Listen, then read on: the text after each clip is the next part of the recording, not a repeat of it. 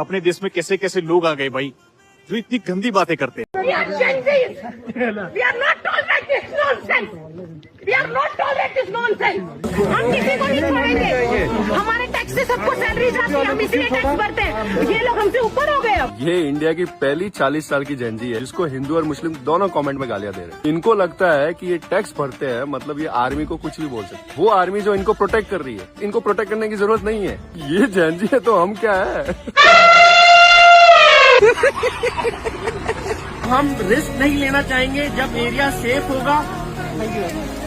Safe होगा तभी हम आपको ऊपर भेजेंगे। कल लद्दाख में जो हुआ उसने पूरे देश को सोचने पर मजबूर कर दिया कि क्या सच में ये हमारे देश का जेनजी है जो देश के सैनिकों को ये कहती है कि हम टैक्स देते हैं और उसकी वजह से तुमको सैलरी मिलती है, जो ये कहती है कि हम जेनजी है और हम इसे बर्दाश्त नहीं करेंगे। जिस भारत देश की आर्मी के नाम से दुश्मनों की रूह कांपती है, उन्हीं आर्मी के जवानों को कल इस जाहिल महिला के सामने हाथ जोड़ने पड़ गए। क्या ये जेनजी है? कश्मीर का ये सेंसिटिव जोन है जहां पर आगे आतंकवादियों की तलाश चल रही थी और उसके लिए आर्मी ने टेम्परेरी बैरिकेडिंग लगाए हुए थे ताकि फायरिंग में किसी को चोट ना लगे।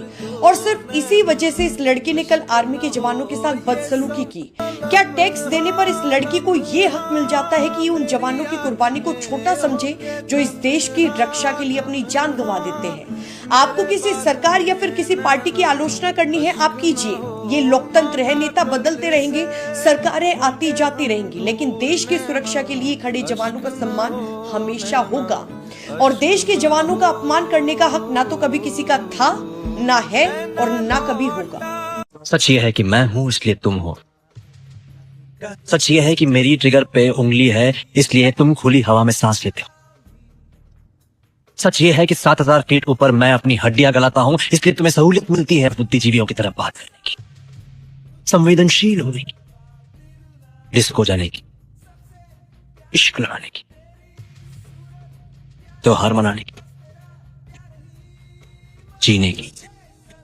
मैं आर्मी को पहले तो जय हिंद, अपने जवान भाइयों को जो मेरे भाई बाप सब कुछ है, जिनकी वजह से हम लोग अपने घर में सेफली सो पाते हैं, सुबह उठ पाते हैं। आप लोग बॉर्डर पे रह के हम लोगों की सेवा करते हैं, लेकिन हम जैसे बदतमीज लोग, बात तो सही है, फ्रस्ट्रेशन में आके कुछ भी बोल देते,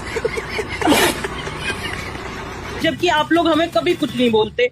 हम इन लोग फ्रस्ट्रेशन में आपको हमेशा पॉइंट आउट करते हैं। तो उसके लिए मैं अपने जवान भाइयों से, तमाम इंडियन आर्मी से दिल से माफी मांग मुझे छोटी बहन समझ के मेरी बातों को आप प्लीज इग्नोर करें और मुझे माफ कर दें सर।